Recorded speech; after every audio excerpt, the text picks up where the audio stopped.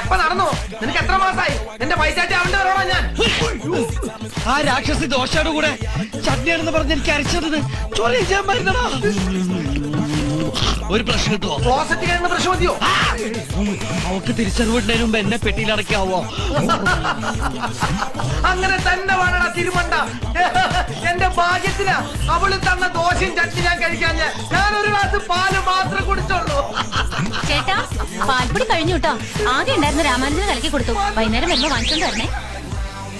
നീ ഇതിനാണോ എന്റെ പാൽപ്പൊടി കലക്കി കൊടുത്തത്? അതെ. എന്റെ അമ്മേ.